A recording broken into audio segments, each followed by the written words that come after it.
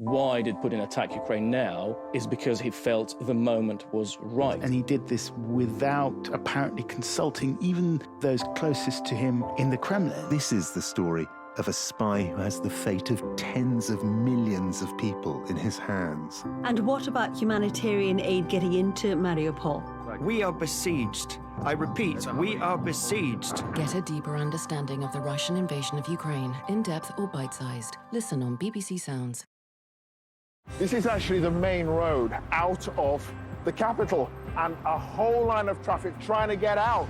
Open the door, I could see all the houses roofs were hanging off, and grab my daughter and just take her outside. I mean, I was gone from this world for 5 minutes until they got my heartbeat back. Creating mini-stars inside reactors like this is one of the greatest technological challenges humanity has ever faced.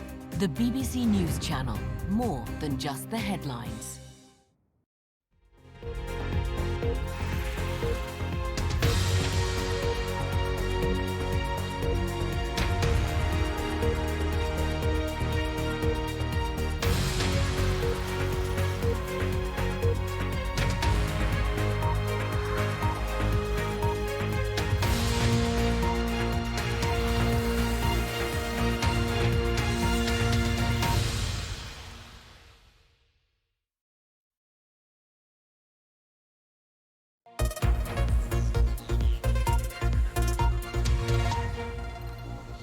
I'm Ros Atkins. Welcome to Outside Source. A number of people have been killed in a series of shootings in Israel. Officials say a suspected gunman has killed 4 people in a suburb of Tel Aviv before being fatally shot himself.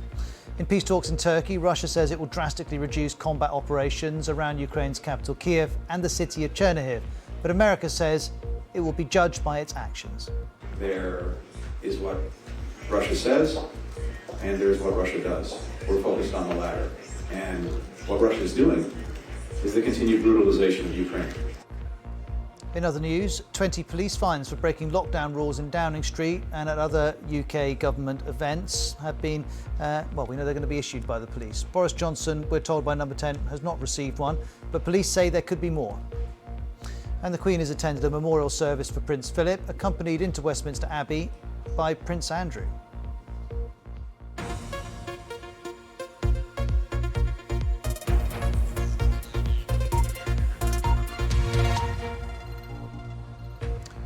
Well, let's get more on this developing story in Tel Aviv. We know at least 4 people have been killed and several others injured in a shooting attack. The gunman is also reported to have been shot dead. These attacks happened in suburbs of Tel Aviv. It's Israel's biggest city. It sits on the coast, as you can see. The suburb that's being focused on is Bnei Brak, east of Tel Aviv. It's an ultra-Orthodox area. According to police, the shooter targeted people in 3 separate places. He was then shot by officers who were nearby.